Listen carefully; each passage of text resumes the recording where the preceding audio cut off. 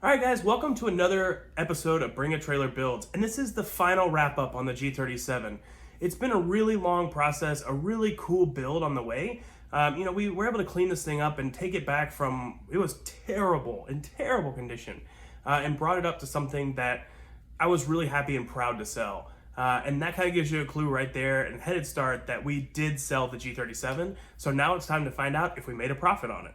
Before we get focused on how much profit we made, I kind of want to go back through and share the fun that we've had on this thing. So in the first video, we did kind of a walk around and what we kind of plan to do with it. I introduced the build.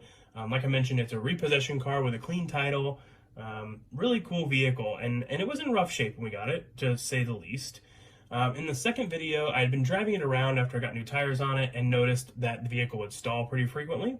That was due to really dirty throttle bodies. It's something I'm used to, something that's happened on my G before that I had previously, and it's something that's happened to many G owners. So got the throttle bodies clean.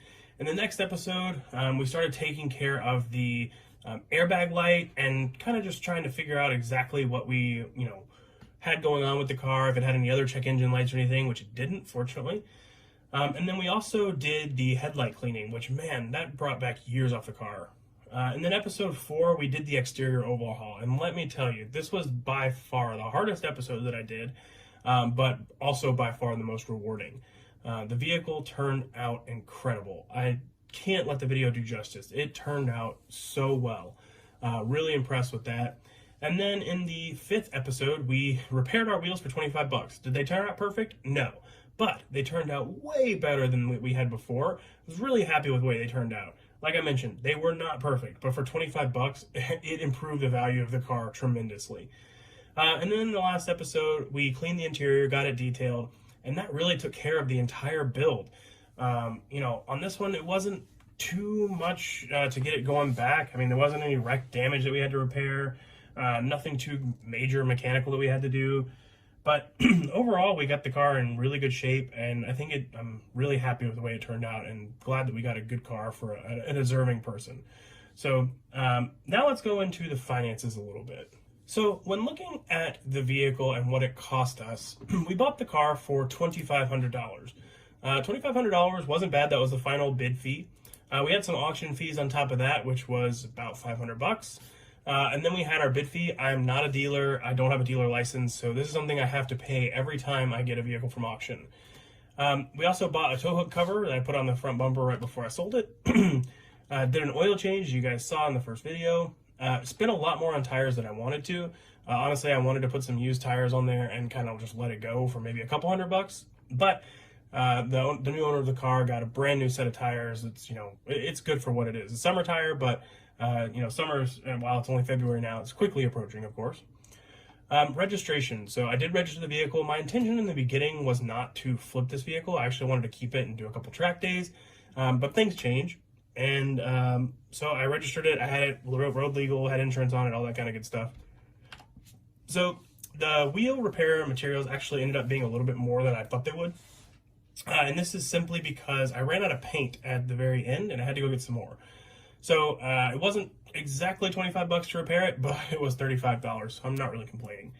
The epoxy for the rear diff. So it's an interesting story. There's a video going around about a very, kind of famous YouTube guy that does G37 mechanical parts. And he had a really unique solution for the rear diff bushing to, instead of replacing it because it's not serviceable technically, you just actually fill it back up with epoxy. The problem is all of the inside goo stuff falls out and it makes it really rough. I noticed when I was shifting there'd be a little bit of a clunk in the rear. So got that done. It actually turned out really well. Didn't record it. It was late at night when I did it, so apologize for that.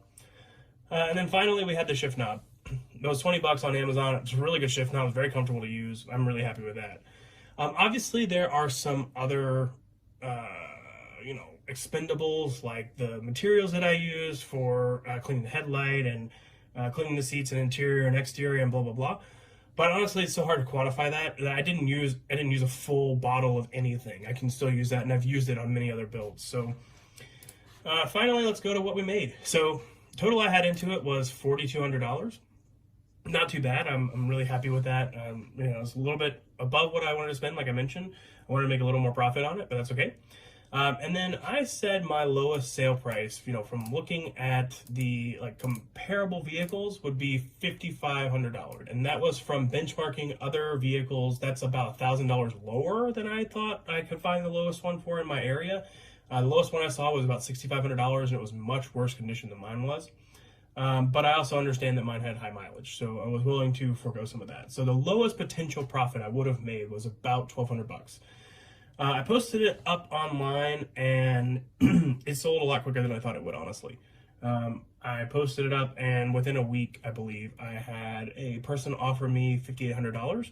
I think it's going to a good home. I really, at the time, wasn't really willing to go below $6,000, but it was cold, I was tired, and I wanted to kind of get out of there. So, to say the least, I'm really happy with it. We made $1,500 on it, and that's awesome. It was definitely worth our time.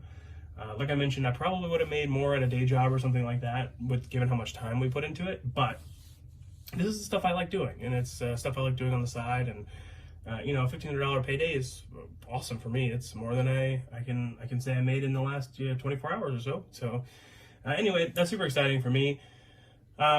So now let's kind of go into how we sold the car and kind of what goes into that on my side and how I think I set myself apart from other people. So the first step of, kind of getting your car ready for sale is taking the pictures. So I try to find a decent backdrop. And a couple of streets over from me, there's this kind of nice lake. So I go back there and take a lot of my shots. I think the scenery is really good. But, basically you try to photograph it from all angles. Front 3/4, rear 3/4, rear, again, front 3/4 on the other side. This is kind of going to a different scene. By the way, the front damage on the bumper, I was very clear about that it had damage, very clear with the picture. I did not end up fixing it, and it did not hinder the sale at all, kind of as I figured it might not. But yeah, just trying to make sure you get all angles of the exterior and kind of show that it's in really good shape. That was my goal here. I did multiple different scenes on one day just to try to make sure that I had good lighting and could see which vehicle photos turned out the best. This one obviously did not. So this is one of those that did not cut the bill to sell it, but a few of them turned out really nice. I'm really happy with the way they turned out. And you'll see kind of in the auction that we had a pretty good gamut of photos.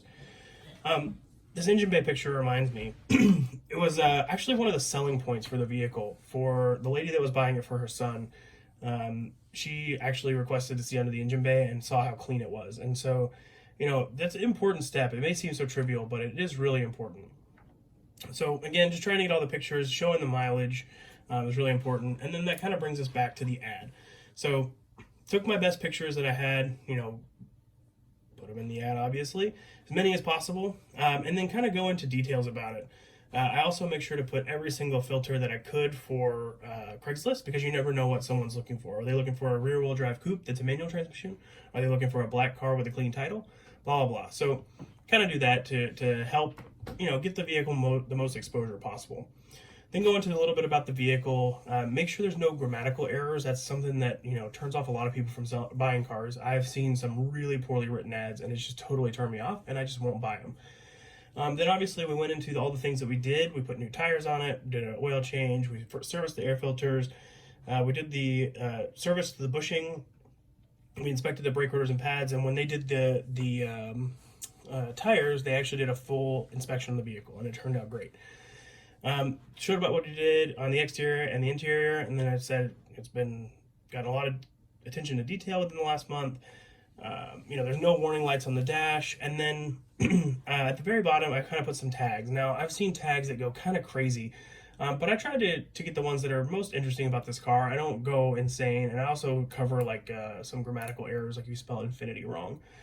But other than that, having a nice ad with extensive knowledge about it is really nice. It helped me sell the car, and overall I think it helped us bring us what the profit we got from it. So with that, that's kind of my tips and tricks on how to sell the car. So yeah, take it as you may. Tell me what your tricks are. Comment down below and tell me what you like to do on a vehicle to get it sold.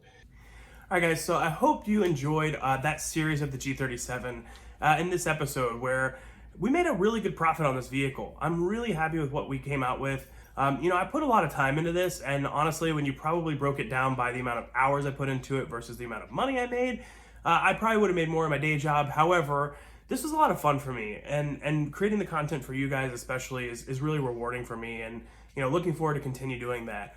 So that kind of brings us to where we transition to now. I mentioned in the last video that we have a couple builds on the horizon, and the first one is actually really exciting. I'm really excited to bring it to you guys. I'm going to reveal it in the next episode. I'm not going to reveal it here. So wait about a week and we'll have another episode out revealing what the new build is, but I'm super excited about it, and I know you guys are going to enjoy it. But until then, please like, share, subscribe, do that natural thing for me. I appreciate you guys so much. This build has brought us like 70 subscribers, and I'm really happy about that. So please feel free, share it with all your friends. I thought it was a really cool build. Hope you guys did too. And we're on to the next one. Here we go.